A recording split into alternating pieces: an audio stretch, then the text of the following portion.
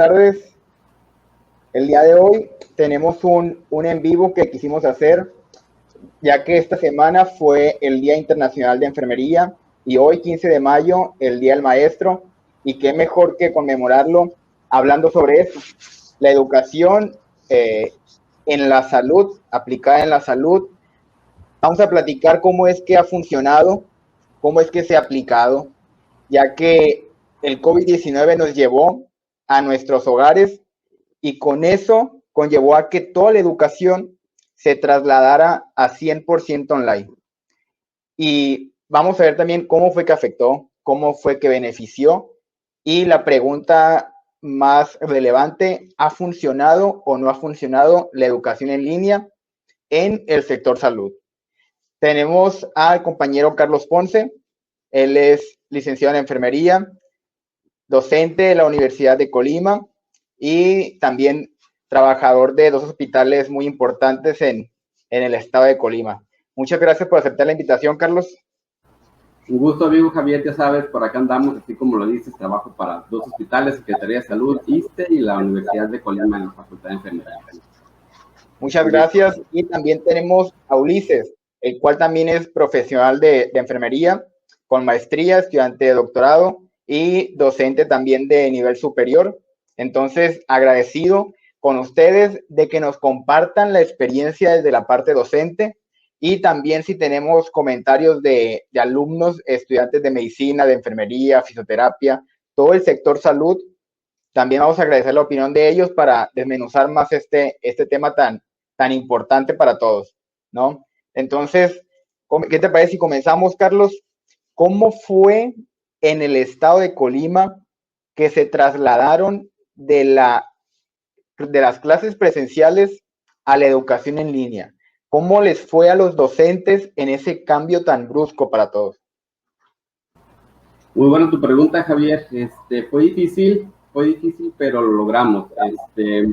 Principalmente voy a hablar en nombre de mi universidad, la Universidad de Colima, porque fueron ellos los que nos dieron las herramientas necesarias, ahora sí que iniciaron capacitándonos a nosotros.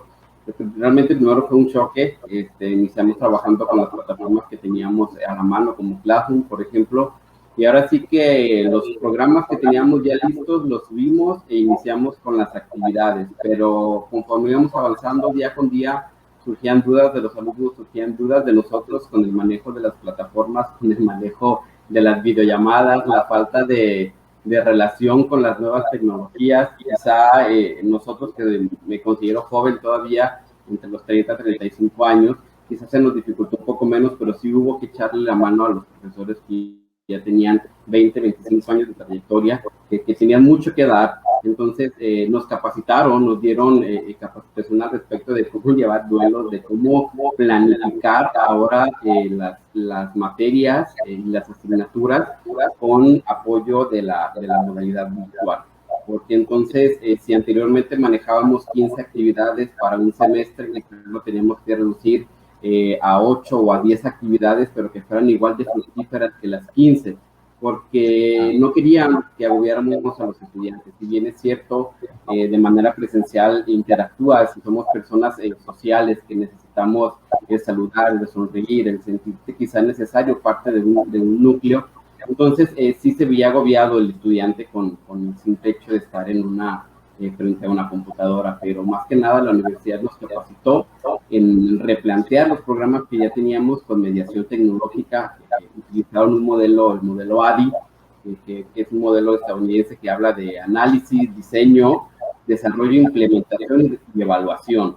Entonces, fue la manera en la que utilizamos para planear nuestros programas y la manera en cómo terminábamos una fase y el resultado de esa fase era el principio de la segunda, la tercera, cuarta, llegar a la evaluación.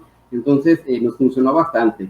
Nos costó trabajo porque a pesar de que estábamos envueltos en una pandemia, hubo mucha resistencia al cambio. Entonces, pues la psicología del trabajo nos dice que la resistencia al cambio es bien cañona, y si tú no dices, va adelante, me aventuro en esto, por más que quieras, te bloqueas y no puedes. Entonces, yo creo que los profesores pusimos muchísimo de nuestra parte y tuvimos que venderles la idea a los estudiantes para que se pusieran al 100 con nosotros. O sea que también tuvieron un apoyo psicológico. Sí, sí, de hecho tomamos cursos acerca de, pues mira, tomé cursos por parte de la Secretaría de Salud porque ellos nos hablaron de cómo manejar COVID en nuestras áreas de trabajo, de cómo ingresar a nuestro trabajo, cómo ingresar a nuestros hogares y nos hicieron un curso de salud mental porque vivíamos con miedo, Javier, o sea, no queríamos ir a trabajar, teníamos miedo para empezar.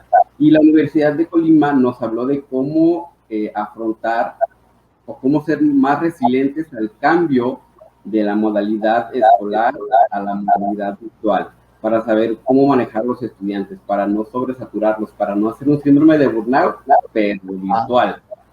O sea, fue raro porque así lo manejaron, o sea, es como que evitar un síndrome de burnout, pero virtual, y nosotros decíamos, pues, ¿cómo un síndrome de burnout virtual? Pero pues no se llegaron a dar casos tan extremos, bastó con platicar con los estudiantes, bastó con hacerles ver la importancia y con ser muy flexibles con ellos.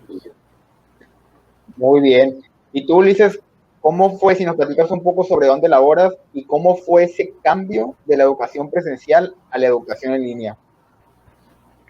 Pues comparto lo que dice Carlos en la misma medida de que cambia directamente la planeación, porque uno inicia con una planeación y sobre todo con ciertas actividades didácticas que son más de realización o de procedimientos. Entonces, el cambio virtual te cambia totalmente la planeación y sobre todo hay un agotamiento emocional, como lo dice Mashlad y Jackson con lo de burnout, que fueron los iniciadores de este nuevo término o de una nueva variable, como se dice.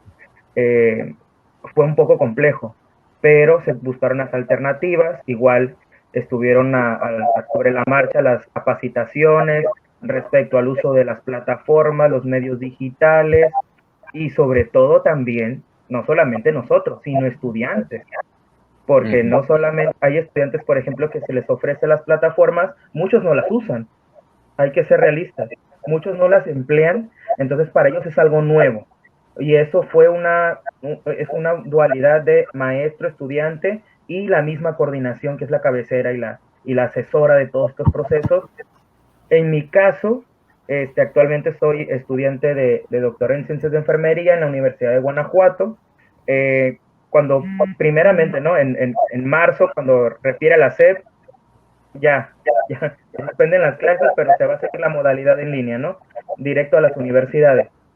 En el año pasado, durante el primer semestre del 2020, estuve dando clases en la Universidad de Guanajuato también, en el campus de en el campus de Irapuato, Salamanca. Y tengo estudiantes que realmente viven en zonas donde el internet falla, donde la red es muy débil. Entonces, cambiaron muchas cosas y hubo muchísimos problemas, pero fue como que un aprendizaje mutuo. Es que aquí es interesante esta parte de no estaba planeado y el cambio drástico de la modalidad a modalidad en línea conlleva una lastre de dificultades de alumnos que viven en comunidades donde no hay acceso a internet o hay una mala calidad de ese tipo de tecnologías. Entonces, está interesante saber también la experiencia de ustedes con este tipo de alumnos que no tenían acceso a internet. ¿Cómo es que se comenzaron a evaluar? ¿Cómo es que dieron estas clases? ¿Y por qué es que diferenciamos la educación en línea del resto de áreas y del sector salud? Porque conlleva clases prácticas, técnicas, que aplica directamente el estudiante en un hospital. Y estamos pues trabajando con vidas, no es cualquier cosa. Entonces, ¿cómo es que ustedes trabajaron con este tipo de alumnos en estas circunstancias donde no tienen acceso al internet? A ver, antes de continuar, compartí el enlace de este en vivo, pero me dicen que no lo pueden ver. No sé cuál es la situación. A ver, déjame verificar. Está compartido solamente con un grupo reducido. Pero bueno, en lo que lo checas, afortunadamente Colima, que somos un estado muy pequeño, yo doy clases a nivel superior en licenciatura en la Facultad de Enfermería. En este caso estoy llevando 2 asignaturas, la que es gerontogeriatría, prácticamente todo lo que tiene que ver con el cuidado del adulto mayor, y laboratorio de habilidades clínico, que prácticamente esta segunda asignatura fue un gran reto porque pues, es 100% práctica. Los casos que tuvimos de alumnos que vivían alejados de comunidades tuvieron que migrar, o sea, ellos estaban viviendo anteriormente acá en Colima, rentando por la cercanía a la Universidad de Colima y solamente se iban los fines de semana a sus casas. Entonces, prácticamente ellos, los que vivían en comunidades alejadas, tuvieron que seguirse quedando en la ciudad de Colima para poder tener acceso al internet. Sin embargo, ellos nos avisaban cuando salían, que su situación o comunicación que se pudiese interrumpir, nosotros teníamos esa flexibilidad. O comúnmente ellos trabajaban para la semana las actividades y venían solamente un día a la ciudad a tener que hacer el envío de actividad. Esto cuando estamos hablando de actividades teóricas, pero sabemos que la enfermería tiene una parte complementaria que es la cuestión práctica y lo hacíamos acá en escenarios clínicos reales. Previo a salir a los escenarios clínicos reales, tenemos un laboratorio de habilidades clínicas, que es la otra asignatura que estoy llevando a cabo. Entonces, la dinámica que usamos aquí es nosotros como docentes transmitir en vivo directamente del laboratorio de habilidades, usar los maniquíes, los materiales, porque tampoco podíamos ir a un hospital y tomar insumos del hospital o tomar una sala para poder explicar X o Y procedimientos. Entonces, a eso es lo que hacíamos, reuníamos a los alumnos, una clase en la mañana, una clase por la tarde, para que según la disponibilidad de ellos, porque con esta pandemia, muchos alumnos, estoy hablando de los que tengo a partir de sexto semestre, pues fueron contratados por el Instituto Mexicano del Seguro Social como auxiliares de enfermería en el sector. Entonces, a partir de sexto semestre nos encontramos con este problema de que ellos se abrieron campo en el área laboral. Entonces, si me decían, ¿sabe qué, maestro? Yo trabajo, platicamos esta situación con la academia, con la coordinación académica, donde decían, ¿qué, maestro? Desde educación superior se nos dijo que al alumno no se les puede exigir conectarse a las clases en vivo. Sin embargo, lo que hacíamos era elaborar información de lecturas y las mismas en vivos que hacíamos nosotros pues quedaban grabados y se les hacía llegar a través de su correo electrónico. Entonces el alumno podía tener la información escrita y la información práctica, digámoslo así, a través de la consulta del video que quedaba grabado. Utilizamos una plataforma exclusiva de nuestra universidad. Ya existía anteriormente, se llama Eduk. Es un sistema que está diseñado para la gestión del aprendizaje en línea, entonces es exclusiva de la Universidad de Colima.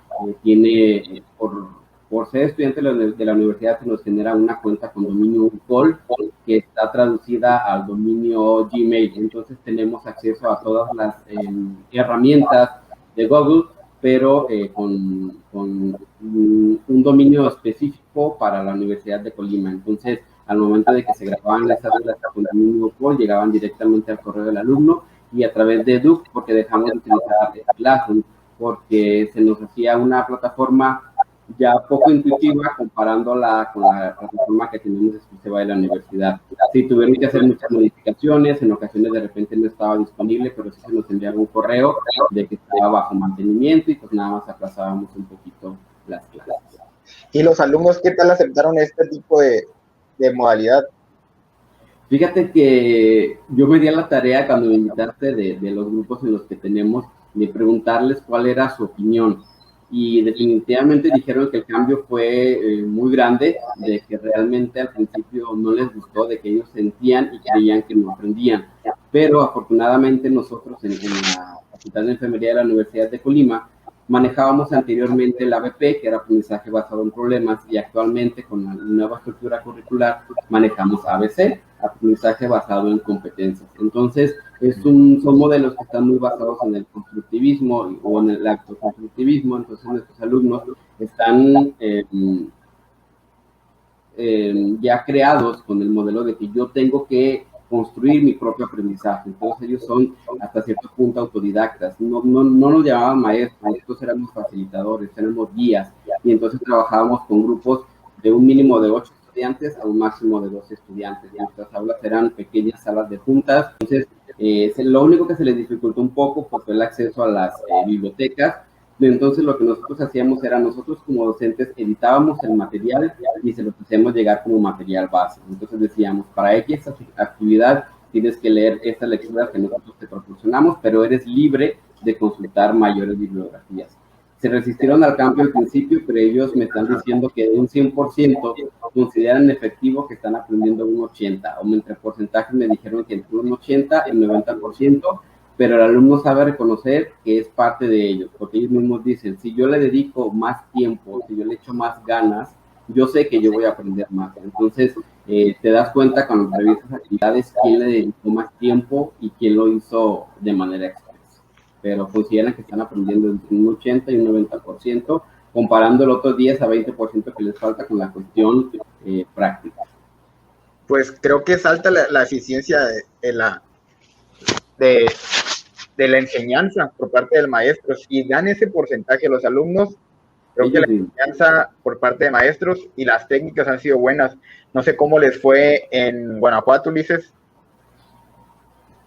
Bueno, en este caso, bueno, termino el semestre con altibajas, sobre todo que hay materias seriadas, que están relacionadas mucho con la práctica y a veces el docente tiene a veces la certeza de que ya vieron cierta temática o vieron cierta práctica para poder ver un tema. Entonces, se va atrasando un poco incluso la misma planeación de las materias. Otra cuestión importante, actualmente que estoy trabajando en la Universidad Iberoamericana Ciudad de México, Tijuana, en enfermería, nos dimos a la tarea también de estar haciendo reuniones constantes entre docentes, cosa que a lo mejor ya antes no se hacía seguidamente, pero teníamos que tener hasta cierto punto control de la situación, control del contenido, control de qué relación tenía una materia que es más teórica o más práctica. Sobre todo, muy importante, con los alumnos de nuevo ingreso.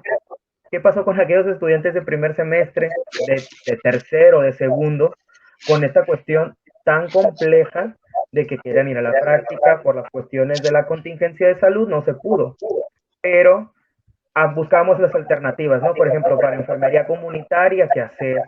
Para fundamentos de enfermería, ¿qué hacer? Para enfermería del adulto, cuestiones así.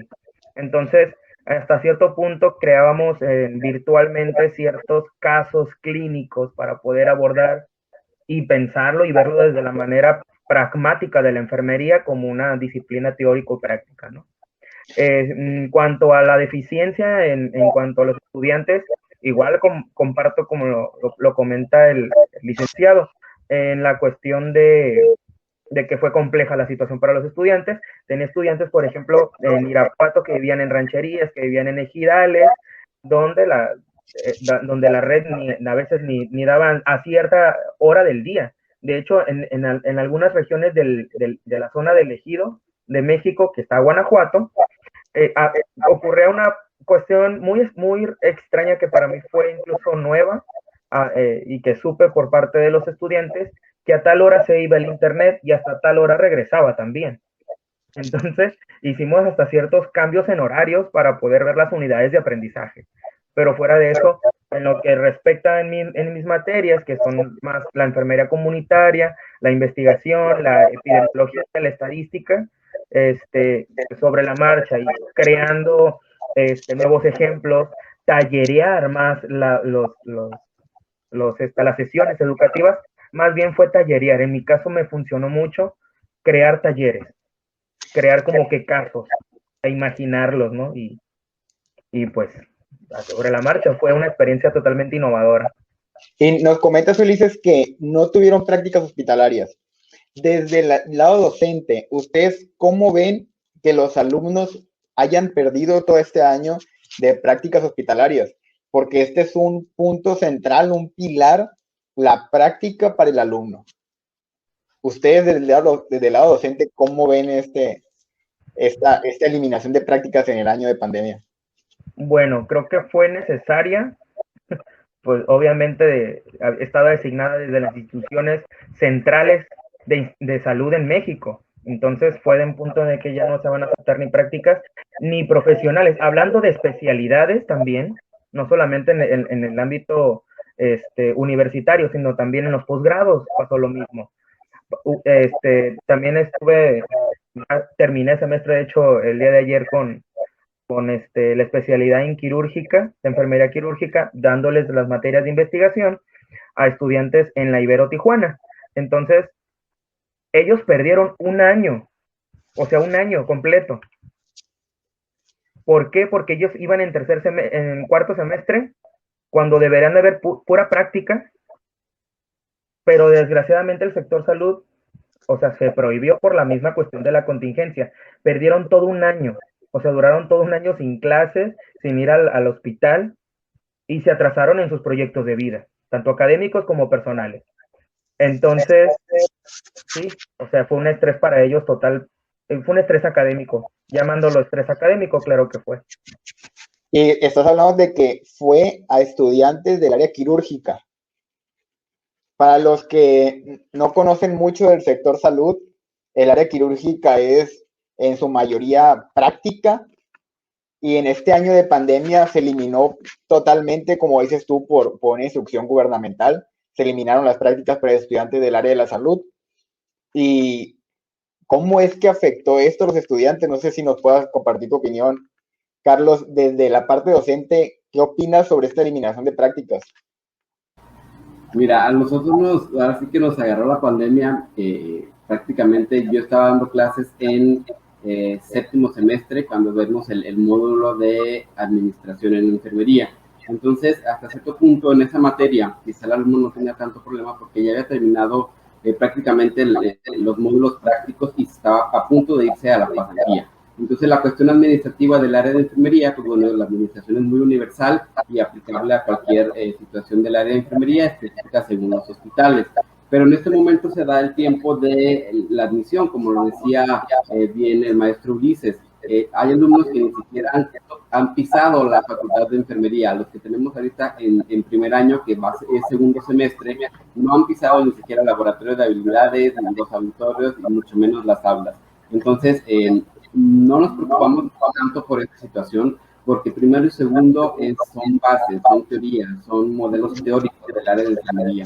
Entonces, tenemos la esperanza de que no haya un rezago mayor en nuestros alumnos al respecto de al menos en las áreas de los alumnos de primero y segundo semestre y los alumnos que estuvieron en séptimo, que ahora ya están en la pasantía. Sin embargo, pues tenemos alumnos que estaban en tercero, cuarto, donde son modelos de pediatría y ginecología. Ya sabemos que la atención al pediátrico, pues siempre el alumno de cualquier formación del área de la salud, medicina o enfermería, le tememos un poco más porque pues están pequeños, son más frágiles. Entonces, yo estoy dando clases ahorita en cuarto semestre en laboratorio de habilidades y les tuve que hablar de cómo ligar un cordón umbilical, de cómo hacer cuidados mediatos e inmediatos a un recién nacido. Entonces, por más que fue tan ilustrativo de videos, por más de que conseguí fotos reales, por más que me fui al quirófano de mi clínica a grabar un video de cuando nací un bebé, pues yo estoy seguro que les van a surgir dudas y que las manos les van a temblar y que hasta cierto punto va a haber un rezago.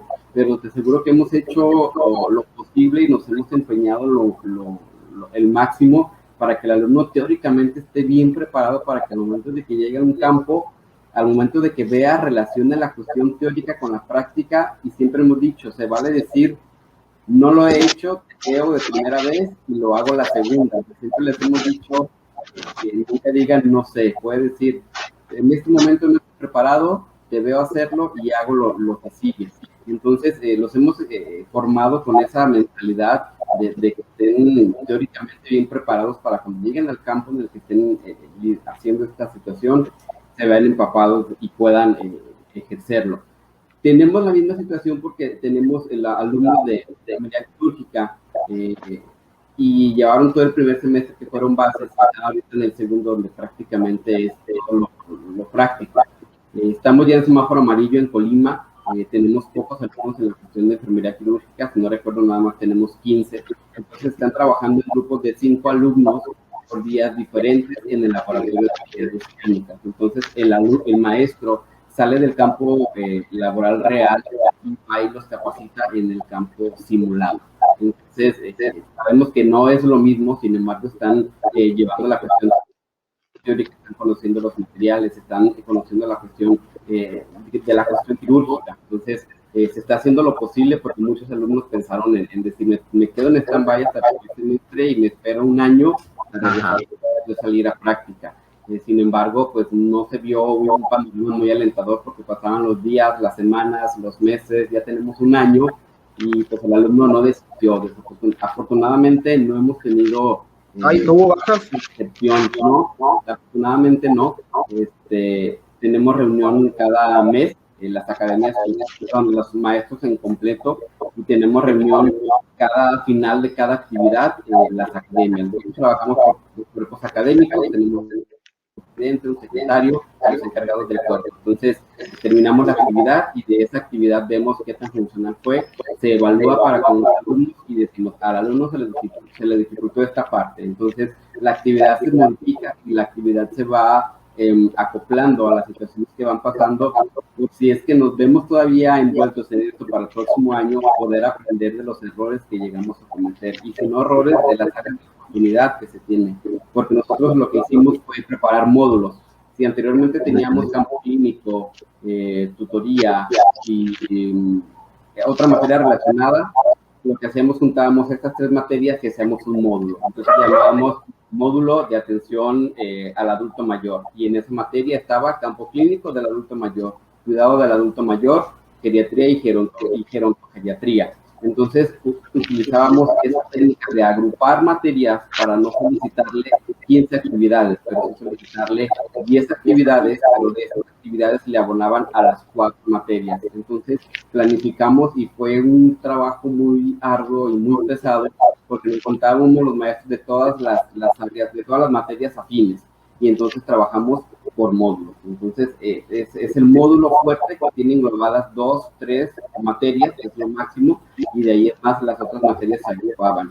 Por ejemplo, los seminarios de investigación con didáctica y con estadística. Entonces esas 3 materias están unidas y el módulo tiene un nombre, no recuerdo exactamente el módulo, pero entonces cada actividad que se le pedía al alumno era evaluada por 3 docentes, y entonces se sacaba un consenso. Cada maestro evaluaba su parte y las rúbricas eran específicas para la evaluación de cada parte según la materia. Así es como trabajamos acá.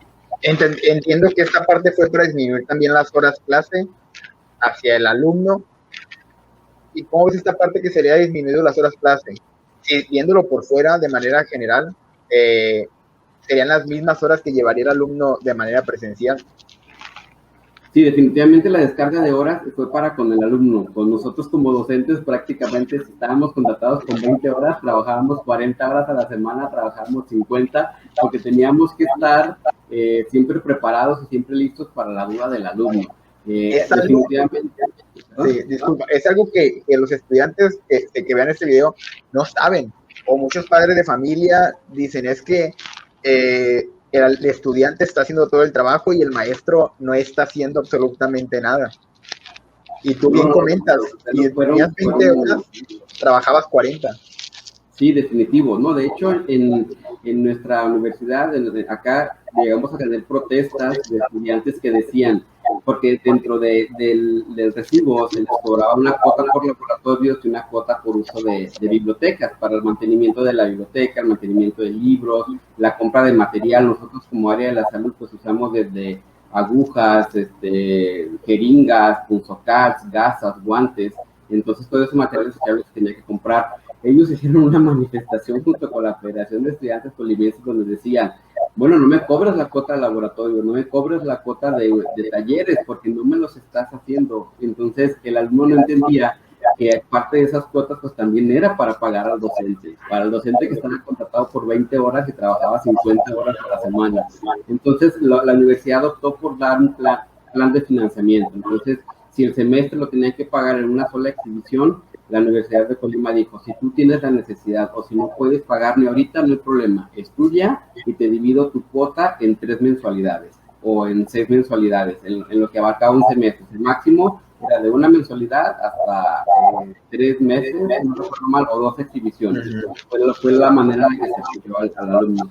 pero no se disminuyó los pagos semestrales, porque la postura de rectoría obviamente extendió un comunicado y se hizo un video por parte del rector donde explicaba toda la situación de que era necesario pues, seguir obteniendo los recursos económicos para el pago de los docentes. Incluso se tuvo que contratar más personal extra que nos capacitara a nosotros en medios tecnológicos, que nos capacitara en nuevas herramientas, que le diera más plus a la plataforma de la universidad, no sé, gente encargada de sistemas, entonces se demandó más trabajo.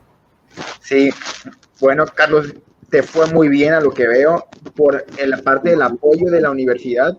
Dieron apoyo psicológico, dieron apoyo con plataformas, que comentas que ya lo tenían afortunadamente, pero no a todos nos fue igual que a ti. Ulises, no sé qué opinión tengas o cómo te fue en la universidad donde tú laboras, si ya tenían todo preparado, si tuvieron el apoyo de capacitadores que los formaran en plataformas digitales, si tuvieron apoyo psicológico, ¿a ustedes cómo les fue? Bueno, en lo personal me fue bien, pues somos no una generación tan vieja, por decirlo así. Creo que constantemente, yo que estoy en el área más de investigación, pues estoy constantemente en plataformas, porque también, como lo comentaba, soy estudiante, de enero a marzo, que llevé el primer semestre en línea también, porque también estudié como estudiante en línea, trabajé en el Teams. Entonces, después con la Universidad Iberoamericana Tijuana, igual utilizamos la misma plataforma, entonces ya la sabía emplear, pero también hay otras como Brightspace, otros empleaban Meet, Zoom, etcétera, ¿no? Pero fuera de eso no tuve dificultad, pero sí referenciaban otros docentes que no estaban muy ad hoc a las plataformas en general a la tecnología. Entre nosotros nos apoyábamos también, no solamente como el capacitador directamente con el docente, que sí se hacía, ¿no? Pero si había una duda, tampoco no iba a estar como que 24/7 el área de tecnología e innovación, pero también entre nosotros nos estuvimos apoyando mucho. Esa fue mi experiencia, no tuve ningún problema con los... Ajá, tiene un área de tecnología e innovación el cual les otorgó la plataforma. Así es. ¿Tuvieron personal especialista que los preparó a ustedes? Así es. Y por parte de los estudiantes, igual era la misma área de trabajo, se llama Diamet en Ibero Tijuana, y que se encarga directamente con docentes y también la parte de los estudiantes. ¿y los estudiantes cómo tomaron este cambio? ¿Cómo tomaron la modalidad? Pues la tenían que tomar, la verdad. Es la verdad, la tenían que tomar, no había de otra, porque también las plataformas están diseñadas para tener ciertos indicadores y dimensiones que le apoyan a la institución para que le den datos, para que le den números a la hora de hacer probablemente ¿cómo se le llama? Una actualización. Por ejemplo, los exámenes ya no los daban directamente en Braille, pues para que ya tuvieran directamente contabilizado la cantidad de exámenes, la cantidad de alumnos, la cantidad de tiempo en que se realiza la actividad, si se realizaron más cuestiones, que son indicadores que realmente te pide ciertos organismos para poder actualizar tu programa donde trabajas. Muy bien. ¿Y qué piensas de esta parte donde los estudiantes, algunos, no todos, porque comentan que la mayoría aceptaron muy bien el cambio y pues no les quedaba de otra más que aceptar la modalidad y seguir adelante, pero hay alumnos que tuvieron cierta resistencia a este cambio y no querían tomar, tanto así que hay muchas universidades donde estudiantes se daban de baja. Entonces, en mi caso no hubo estudiantes que no tanto una resistencia, sino que fue complejo para ellos esta modalidad, porque como lo sabemos, desde la psicología, desde la conducta, no todos tenemos la misma manera del aprendizaje. Igual los estudiantes, entonces pasó la misma situación. Que se dieran de baja no me tocó, pero sí hubo mucha dificultad. En las dos, yo siempre menciono la dificultad que fue de las dos partes, tanto de la esfera estudiante de la esfera de docentes, pero más los estudiantes, porque son básicamente nuestros futuros profesionistas, futuros profesionales, y básicamente, como lo mencionan, yo creo que en todas las universidades son los que nos van a cuidar a nosotros, que es lo que siempre mencionan en las universidades. Y pero para mí lo más importante en el área de enfermería es la parte práctica, sobre todo Así ya es, creo que es lo vieron, preocupante para todos. sí, Sí, bastante. Sí, lo hemos platicado nosotros entre las academias y por ahí decía un maestro, pues ni modo maestro, aventarnos los veranos en lugar de vacaciones a practicar y si se nos abren los campos clínicos y si nos dicen 3 alumnos, pues voy con 3 alumnos 3 horas y voy con 3 alumnos otras 3 horas, pero de nosotros mismos surge porque nosotros nos preocupamos, porque como bien lo dice el maestro Ulises, como bien lo dice tú Javier, son los que nos van a atender a nosotros y es bien importante nosotros, bueno, al menos yo, que me formé completamente en la facultad y que tuve todas mis prácticas ahí, al momento que me encontré en el campo laboral, había cosas que decía, y es que aquí, ¿cómo le hago? Sin embargo, siempre existía una persona, siempre en el área de enfermería, pues la capacitación incidental o la capacitación al momento, pues se da, si tienes el compañerismo, si tienes a la persona que te apoya. Entonces, nosotros siempre a nuestros alumnos les hemos indicado el decir, me sé la teoría, no me sé la práctica, te veo y lo hago, como ya lo decía anteriormente, pero sí, definitivamente en las opiniones que yo solicité a ellos, me dicen que les hace falta la cuestión práctica y que esperan que al momento en que lo vayan a poner en práctica, la teoría que tengan, o dicen, no espero acordarme del video, maestro, espero acordarme de cómo lo veía usted haciendo la técnica, porque pues no les queda de otra más que o imaginárselo o de repente en las clases me decían, no, maestro, pero ¿y esto cómo es? Y entonces nosotros platicábamos los casos de nosotros que estamos activos en instituciones de salud que se nos han dado con algunos pacientes. Entonces el alumno le dicen, a ver, imagínense que es así, pasó esto, aquello, o hemos hecho casos simulados muy bien detallados donde prácticamente reportamos la exploración del paciente, donde reportamos donde escribimos desde el entorno en el que vive el paciente, hablando del adulto mayor, donde escribimos que no escucha, donde escribimos que que usa un bastón, que hay barandeles para subir a su segundo piso, que el baño no tiene dónde sujetarse, que se siente deprimido. Entonces, utilizamos las escalas de valoración y demás, y tratamos de hacer todo lo más específico posible para que ellos, junto con la ayuda de su imaginación y los videos que nosotros les proporcionamos, pues puedan aterrizar esta parte. Yo, como dice el maestro Ulises, no hubo resistencia, pero sí hubo dificultad en cuestiones de conexión. O sea, de repente yo veía al alumno que se conectaba y lo veía con su equipo de protección personal porque estaba dentro de área COVID. Entonces, maestro, es que estoy en mi break de 5 minutos, quiero ver la clase. Llegué a tener alumnos que estaban en área COVID trabajando y conectados. Llegué a tener alumnos que estaban contagiados de COVID, resguardados en casa, pero conectados a las clases. Y los llegué a ver que estaban con el hijo y que le voy a dar de comer a mi hijo. Y no hay problema, mientras usted esté escuchando la clase, es lo importante. O sea, de repente me decía, maestro, ¿puedo tener mi cámara apagada? Porque es que aquí pasa mi hijo y pasa no sé qué, sin ningún problema. Les decía yo, lo importante es que escuchen, lo importante es que lean y visualicen la información que les hacemos llegar. Sí, creo que este cambio de modalidad requirió de mucha flexibilidad, tanto del estudiante como del docente. Aquí los métodos estrictos del maestro, que si el alumno no cumplía con la hora exacta, que si no cumplía con la asistencia, creo que ahí como docentes nos estaba fallando la inflexibilidad porque era totalmente necesario.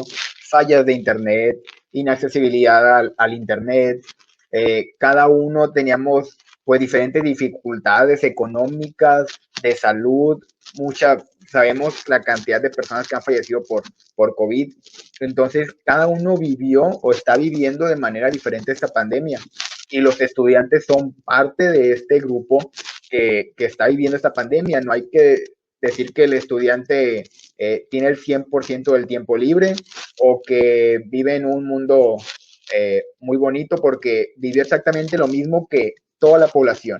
Dificultades psicológicas, estrés, presión por la escuela, sí, pero creo que era parte de este acoplamiento de las universidades con los estudiantes.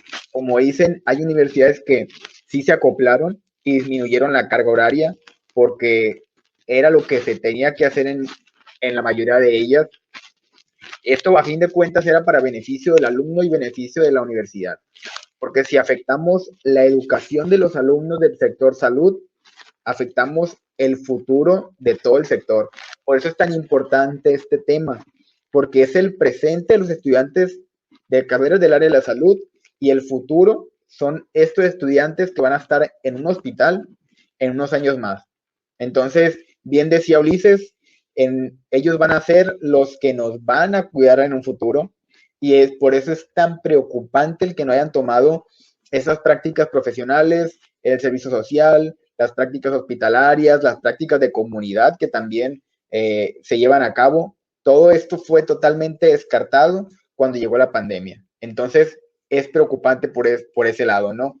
Entonces, Ulises, si nos compartes un poco sobre a ti, ¿cómo fue el apoyo de la universidad hacia el docente?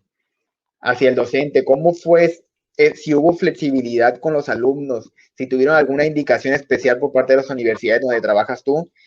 Has trabajado en universidades privadas y públicas, entonces es muy diferente el ambiente también y el tipo de apoyo. ¿Qué tan flexibles se comportaron las universidades con ustedes y con los alumnos? Hay algo muy importante que son las consideraciones éticas en clase en línea. Eso para mí fue muy complejo porque había, no sé, igual con el maestro, en el encender la cámara, ¿no? Habían estudiantes que no lo querían hacer y yo como docente tomaba un registro.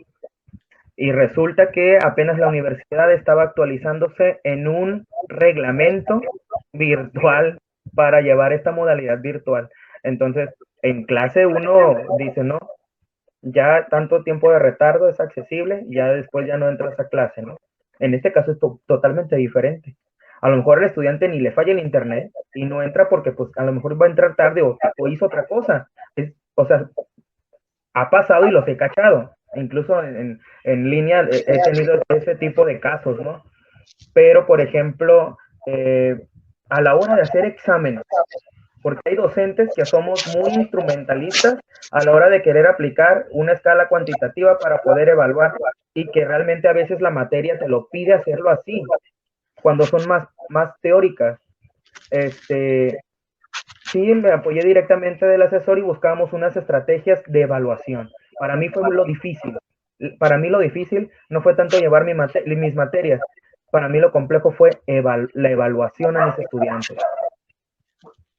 Eso fue lo que más tuve de una poco dificultad, pero fuera de eso, me apoyó directamente la coordinación. Hay un departamento de calidad académica también en la universidad y pues estuvimos trabajando así. Gracias, Ulises. Tenemos un comentario, Liz Velázquez.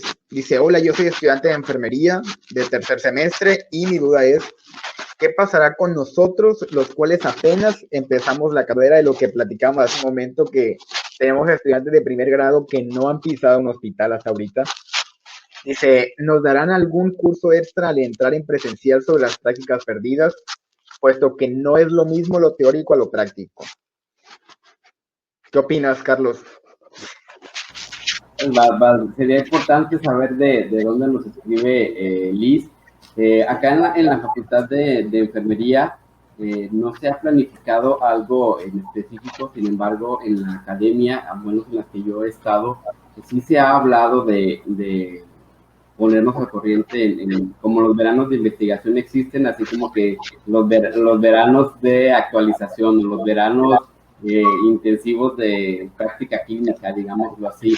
Desafortunadamente, pues las autoridades en nuestro estado, a pesar de que somos pequeños y estamos en semáforo amarillo, pues no nos han permitido todavía incluirnos en los campos clínicos. Sin embargo, como te digo y repito, estamos preparando al alumno en la cuestión teórica para el momento de que se enfrente en la práctica, pues en algún momento durante su desarrollo en los próximos semestres, si ya está viendo salud de la mujer, digámoslo así, que es cuarto semestre, y pasó a tercer semestre donde ya tenía que ver la salud del pediátrico, pues entonces en algún momento nosotros como maestros tenemos que encontrar el espacio donde si no hay puérpera, donde no hay materna, donde no hay ginecológicas, pero tenemos pediátricos, pues llevar al alumno a la cuestión pediátrica y actualizarlo en esos temas. Eso siempre lo hemos hecho, más en las academias de sexto semestre que hablamos de adultos mayores, y que quizá en las instituciones de momento no tenemos tantos adultos mayores con los que los alumnos puedan trabajar. Saben, muchachos, qué prácticas tienen pendientes. Ya saben, no sé, aspiración de secreciones, y siempre los llevábamos, y con el paciente que tenía necesidad lo platicábamos previamente con la enfermera titular y actualizábamos sobre ese tema. Incluso veíamos temas o adelantábamos temas, o el alumno llegaba ya a quinto semestre y ya sabía hacer algunas técnicas específicas del semestre porque se le presentó la oportunidad en campo clínico.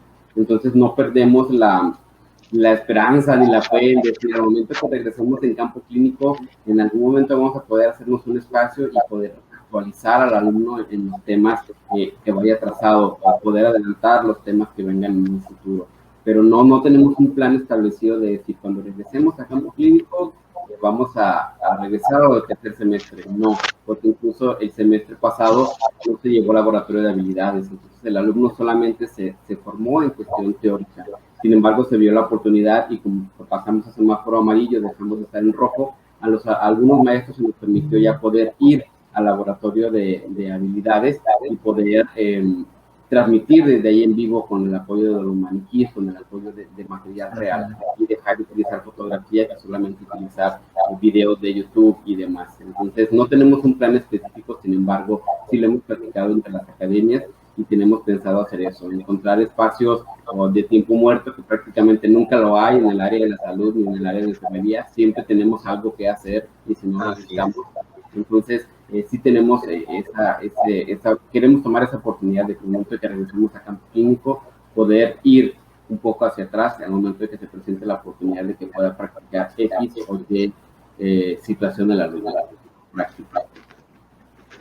Ulises, ¿qué respuesta le darías a Liz Velasco? Dice, ¿qué pasará con nosotros? Y está ya en tercer semestre, ya año y medio de formación, y no han pisado un hospital. Yo creo que la respuesta sería la organización por parte de la institución donde ella estudia. Por lo pronto, la situación, si las indicaciones a nivel nacional están de esa manera, se tienen que acatar por la contingencia. O sea, eso es lógico. No podemos seguir de la nada porque son estatutos, y sobre todo que cada estado tiene su propia asociación de enfermería estatal. Y a ellos les llega directamente a esas asociaciones de enfermería, donde yo creo que todos nosotros tres hemos sido parte y conocemos de esta parte, pero sobre todo cuando regresemos a la llamada nueva normalidad, que lo más seguro es que sea en una modalidad tipo híbrida, lo más seguro. Ya hay, por ejemplo, en algunas universidades que sé, porque tengo colegas en varios estados del país, donde ya están yendo a laboratorios, como lo comentaba Oscar ahorita, de que ya están yendo con pequeños grupos a los laboratorios, por lo pronto laboratorios, que básicamente son modelos anatómicos, pero no es la realidad. Entonces, en el transcurso, las instituciones tienen que organizarse. No hay de otra. Hay buscar espacios, buscar si pueden ir a pagar horas extras incluso a los supervisores clínicos para que vayan los fines de semana, para tener incluso hasta en guardia A, guardia B, no sé cómo si me explico, pero no hay de otra forma. Esa es para mí mi única alternativa y mi respuesta. Sí, sin duda va a tener que ser un esfuerzo enorme de las universidades, porque esto requiere también un presupuesto mayor. Para tener a un docente horas extras, o por ejemplo decía la alternativa de Carlos, los veranos científicos, aprovecharlos para prácticas hospitalarias, esto requiere de un presupuesto mayor. Y no sabemos si las universidades están preparadas para soportar eso. Entonces, ojalá se pueda llevar a cabo, ojalá se hiciera el esfuerzo por parte de las organizaciones, gobierno, universidades autónomas, para poder que estos estudiantes que no han pisado un hospital todavía y los que ya estaban en proceso y no han asistido a prácticas, ojalá recuperaran esa parte de prácticas, porque es base para la formación de profesionales de la salud. Entonces, Liz Velázquez, va a depender obviamente de la organización de la universidad donde estudies. y qué planificación hagan, porque vemos que universidades importantes como la de Colima todavía no está preparada o con un plan concreto de cómo va a preparar a los estudiantes. ¿Por qué? Porque no sabemos cómo se va a comportar el futuro respecto a la pandemia, ¿no? Entonces ya dependerá de eso, de esfuerzos económicos y organización de gobierno y universidades privadas. Sí, hay una cosa muy importante que no solamente, incluso en cualquier ciudad, no simplemente hay una sola escuela de enfermería, incluso hay 2, 3, 4, 5. Y entre las mismas universidades de enfermería o las unidades académicas de enfermería también se deben de poner de acuerdo, y porque normalmente al inicio de semestre o al final de cada semestre se tienen que realizar este tipo de sesiones entre supervisores clínicos de las unidades de enfermería de cada región. Entonces, no es cualquier cosa, es de mucha organización, de invertir, obviamente, e incluso puede llegar el caso de las instituciones privadas o hasta públicas en que los estudiantes tengan que poner de su propio bolsillo para poder ir a las prácticas, ¿no? Para llevar sus propios puntos, para llevar todo el equipo, ¿no? Que puedan ocupar. Así es. Esta tarea le va a tocar por autoridad a la Secretaría de Salud organizar a todas las universidades del sector salud, porque como bien dice Ulises, va a haber una saturación de estudiantes en los hospitales y esto, en lugar de beneficiar al estudiante, lo puede afectar más y afectar obviamente a los pacientes de las clínicas.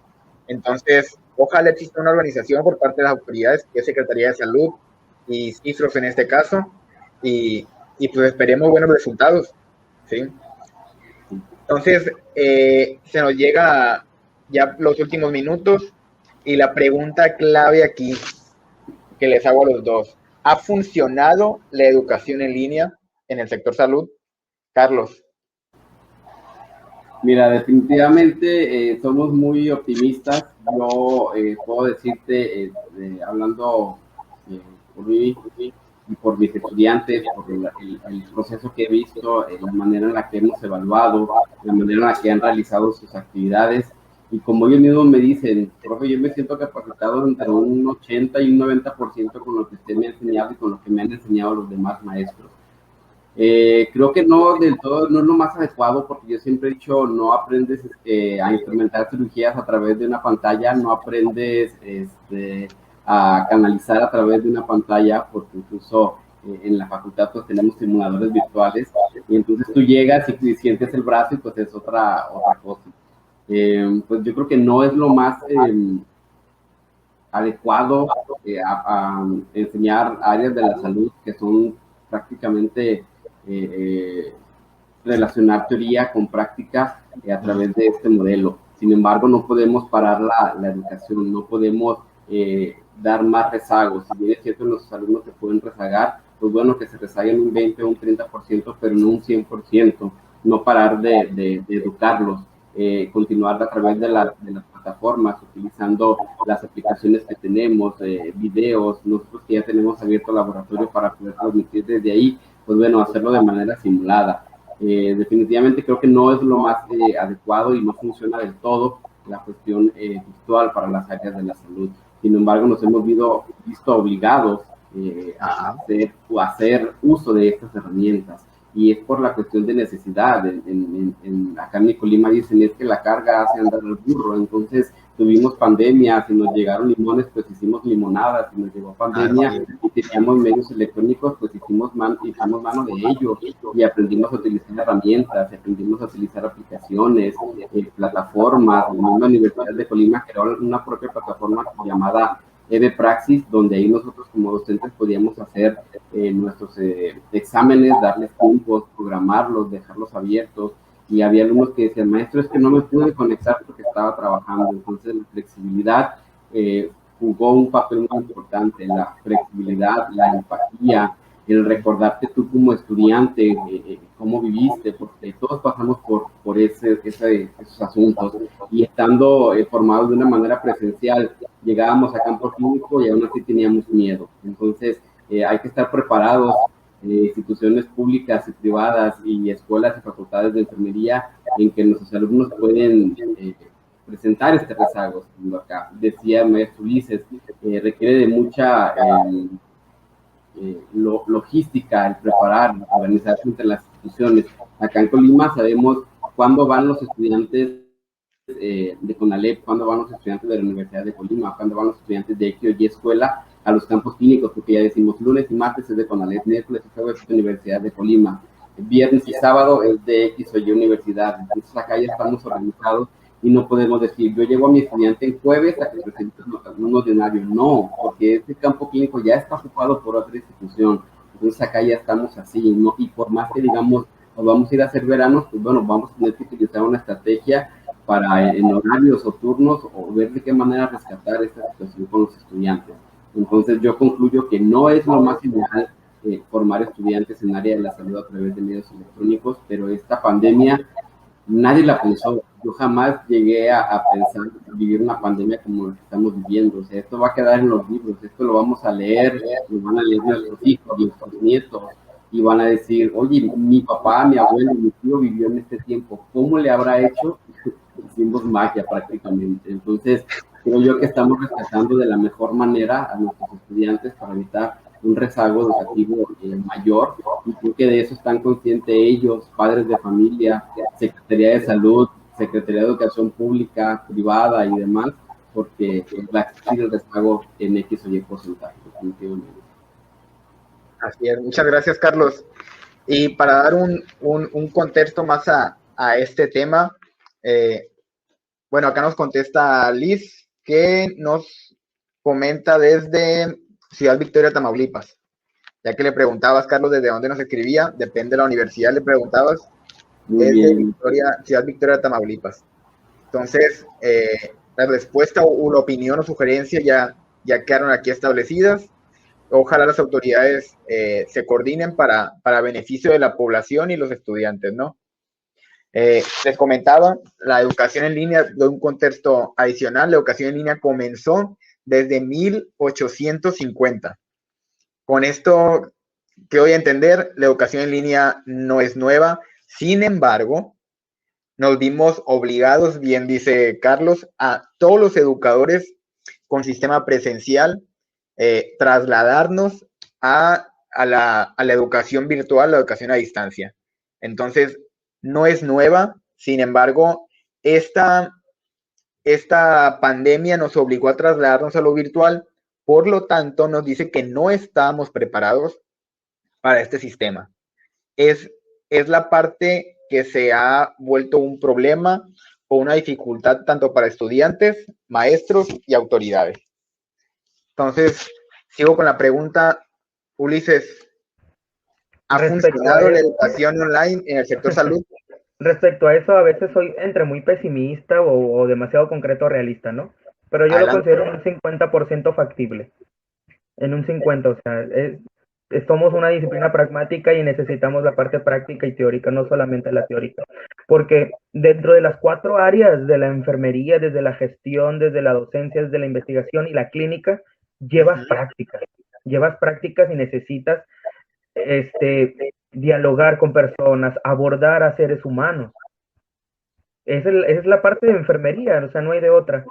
Y sobre todo en la parte universitaria, ya no quiero ni ser pesimista en alguna especialidad, ya ni se diga.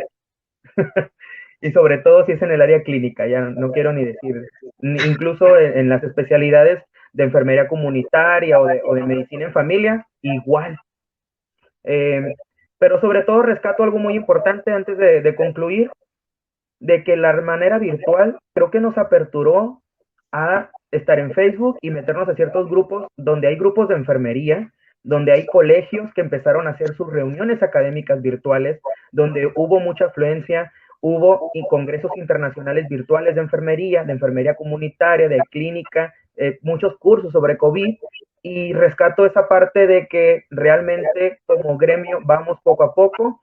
Desde que yo era estudiante de licenciatura mencionaban que en enfermería, la desunión, pero yo vi algo contrario, vi algo muy positivo y las ganas de salir adelante, las ganas de aprender de mis estudiantes, eso me fue algo muy grato para mí en lo personal. Me rescato esa parte interesante y sobre todo de las asociaciones y esta unión de redes virtuales y sobre todo redes de investigación, redes académicas, colegios y sesiones a nivel incluso internacional. Eso lo rescato como Excelente. positivo. Entonces, en tu opinión, ¿fortaleció al gremio del sector salud? Sí, hubo más unión. Hubo unión y hubo comunicación, por lo mismo de la digitalización. Pero en cuanto a que la educación en el sector salud ha funcionado, en un 50% para mí. Nos acercó, Ulises dice, ya no tenemos que pagar un boleto de avión, ya no tenemos que pagar un boleto de camión para ir a un congreso internacional. Ya lo teníamos a un depósito de instancia, ¿no? A una transferencia electrónica y a mandar tu código de confirmación y poder acceder. Eso ha sido fantástico, como lo menciona bien el maestro, nos acercó en ese punto, pero para formar recursos humanos en el área de la salud, yo coincido con él en un 50% que es la parte teórica y un 50% que puedes adquirir en la práctica. Yo tengo la esperanza de que nuestros alumnos, independientemente de la escuela, independientemente del modelo que tengan, durante su vida profesional a lo largo de puedan adquirir las experiencias de las que se privaron durante este año y medio que tenemos en pandemia. Pero la educación pues no para, nos vimos orillados, como dijimos, a hacer esto, y en ciertos puntos pues nos benefició, como bien lo dice el maestro, en acercarnos a este tipo de eventos en los que no podemos tener acceso por distancia. Entonces, pues es una cuestión muy rescatable, pero pues la educación no podía parar. Así es. Conclusión, Ulises, para despedirnos. Como conclusión, pues hay que seguir echándole ganas, adaptarnos, porque todavía hay personas, ni estudiantes y docentes, incluyéndonos, que no nos adaptamos. Y sobre todo, de que ya vimos ciertas materias, pero hay unidades de aprendizaje que tenemos que abordar de otra forma. Entonces, con tiempo yo considero que debemos de prepararnos, planearnos y ver qué posibles panoramas futuribles podemos tener. No hay de otra más que prepararnos constantemente. Así es, muchas gracias. Carlos, conclusiones. Micrófono. Sí, te decía a los alumnos que nos están viendo, a la gente que nos escribió, a ustedes, agradecerles la invitación y pues yo insisto, la educación no para y aquí en el querer está el poder. Si yo me quiero capacitar, si yo quiero salir adelante, yo voy a buscar la manera, la forma y los recursos para poderlos, porque al menos en la Universidad de Colima las becas que se ofrecieron nunca se privaron, al contrario, se dieron más convocatorias para que el alumno pudiera adquirir equipos de cómputo o tabletas o pudiera simplemente contratar un sistema de internet más eficiente y eficaz. Entonces, los apoyos nunca se dejaron de dar por parte de las universidades, quizás de algunas cuestiones gubernamentales. Entonces, yo incitar a seguirse preparando y a no bajar la guardia. Excelente, muchísimas gracias. Pues ya vimos que la educación a distancia ha funcionado con el aprovechamiento académico, nos comentaba Carlos, en un 80-90%. Sin embargo, es la diferencia que se hace con las carreras del área de la salud, ya que comentábamos aquí, afectaron en totalidad las prácticas clínicas, prácticas en comunidades, donde son indispensables en el sector salud y en la formación de profesionales del área de la salud. Entonces, vimos que sí afectó, pero también rescatábamos la parte de que todo este fenómeno virtual nos conectó como colegas, nos benefició a acercar más capacitaciones, más conferencias, congresos, a los que antes solamente los que tenían buena economía o estaban pasando por un buen momento podían asistir. Entonces, en conclusión, ha funcionado la educación en línea, pero afectó la práctica hospitalaria, lo cual es indispensable para estudiantes. Gracias, Carlos. Gracias, Ulises, por compartirnos la experiencia que han vivido ustedes como docentes. Agradecemos a todos los que comentaron, a los que nos estuvieron viendo. Esto va a quedar grabado para los que quieran volverlo a ver. Y esperamos tener otra vez otro live relacionado con la educación en línea o el sector salud, los cual pues no está de más nunca.